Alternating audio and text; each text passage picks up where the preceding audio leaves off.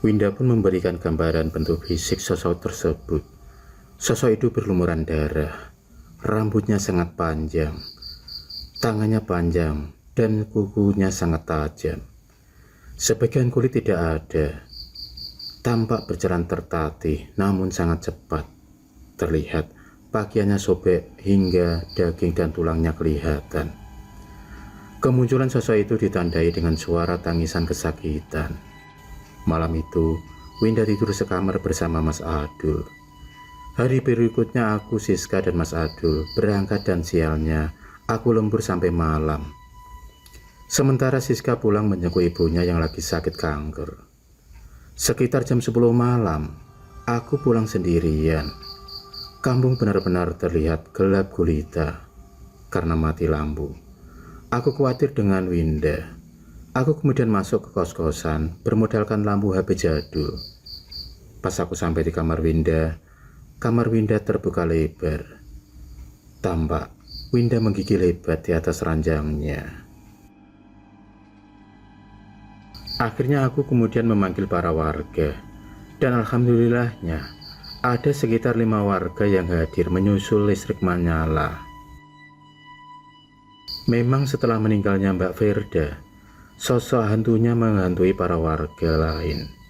Winda pun orang yang paling bersalah atas ini semua dan merahasiakan kelakuannya. Belum lagi Winda cuma pendatang yang numpang kuliah. Dia benar-benar terpojok. Takut kalau warga sampai tahu, bisa dimarahi habis-habisan. Winda pun bercerita mengenai sosok Mbak Verda. Dia sadar saat itu sendirian di kos-kosan. Saat itu posisi lampu mati dari maghrib. Pas sekitar jam 10 malam, ada sepeda motor yang datang. Yang dia kira yang datang itu adalah aku, dan ternyata yang datang adalah Mbak Verda. Winda pun kemudian masuk ke dalam kamarnya dan mengunci pintu. Di dalam kamar, dia sudah siap akan teror makhluk itu. Beberapa saat kemudian, pintu pun terbuka sendiri, padahal sudah dikunci dari dalam. Disitulah Mbak Verda menatap tajam ke arah Winda. Awalnya wujudnya seperti wujud Mbak Verda yang masih hidup. Mbak Verda pun tersenyum, tapi senyumnya perlahan sampai ke telinga. Sampai akhirnya, dia pun berubah wujud yang diceritakan oleh Winda.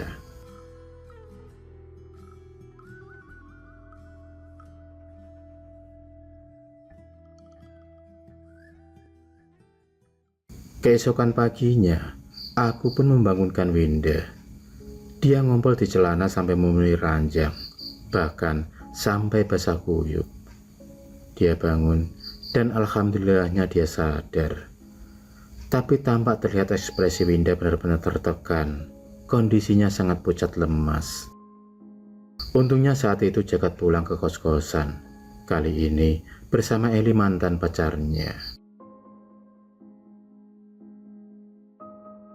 Kali ini aku agak sedikit emosi. Winda hanya bisa terdiam, seolah menyesali perbuatannya. Eli yang merasa Iba tidak bisa berbuat apa-apa. Sekitar jam 9 pagi, aku pun berangkat kerja. Jam 2 siang, aku pun pulang kerja. Di kos-kosan tampak ada Jagat dan Eli sedang duduk di teras menemani Winda ngobrol menceritakan setiap kejadian. Sore harinya Eli pulang diantar oleh Jagat. Malam harinya, Jagat dan Winda tidur sekamar dan tidak terjadi apa-apa. Paginya Winda mau berangkat kuliah bersama Jagat, sementara aku sendiri kerja pulang jam 5. Pas di dalam perjalanan pulang itulah, aku melihat Jagat menangisi Winda yang mau bunuh diri di rel kereta api. Akhirnya Winda pun bercerita kalau dia habis ngampus pulang jam 4 sore. Di kos-kosan ada Eli di kamar Winda. Eli mengajak kembali hubungan dan mengajak dia jalan-jalan. Tapi anehnya Eli cuek dan biasanya mengajak boncengan. Tapi dia kali ini ngajak jalan kaki menuju ke rel kereta. Tak lama kemudian ada kereta yang melintas. Untunglah Mas Jagat melihat dan langsung menarik Winda.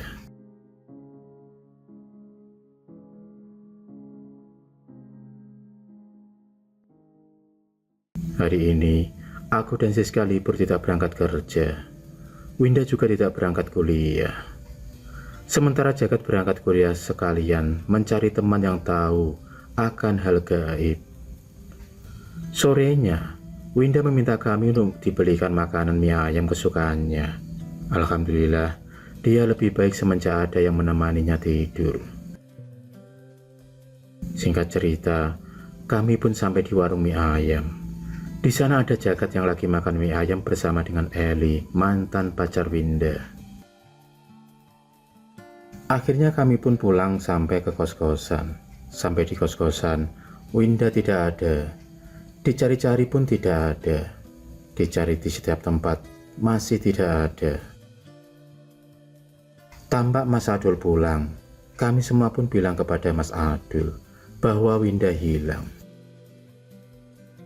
Mas Adul sendiri juga bingung. Padahal aku dan Siska sudah melarang Winda untuk keluar kecuali ada kami. Kami berempat mau mencari ke warung karena dia suka jajan di warung kelontong sekitar kos-kosan.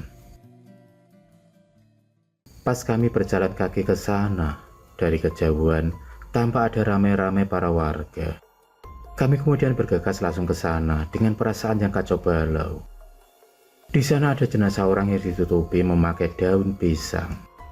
Karena penasaran, Mas Adul kemudian membuka daun pisang tersebut. Dan yang meninggal adalah Winda. Winda meninggal dengan sangat mengerikan. Tubuhnya hancur berkeping-keping, seperti jasadnya Mbak Verda.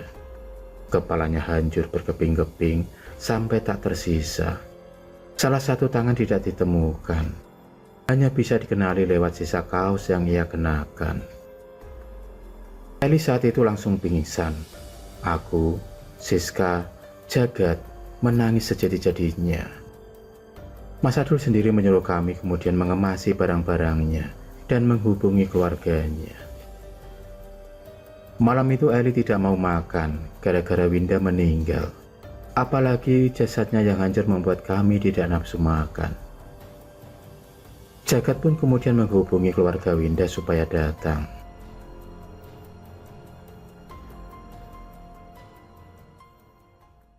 Keesokan paginya, keluarga Winda datang menemui kami dan ingin melihat langsung jenazah Winda di masjid. Isak tangis pun menyelimuti area masjid tersebut, karena jasad Winda pasti timbang kurang dari 25 kilo. Karena banyak sekali bagian tubuh yang tidak ditemukan.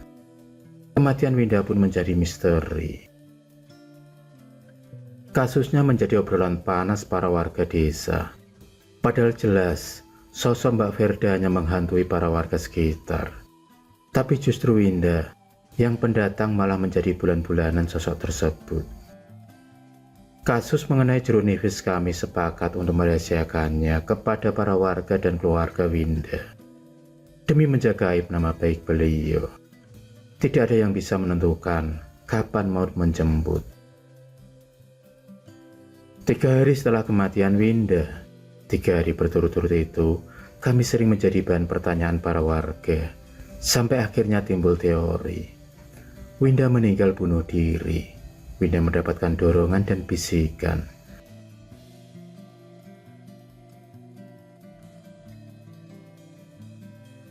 Sampai sekarang kematian Winda menjadi misteri. Kamar Winda pun dikosongkan. Tidak ada yang berani menempati.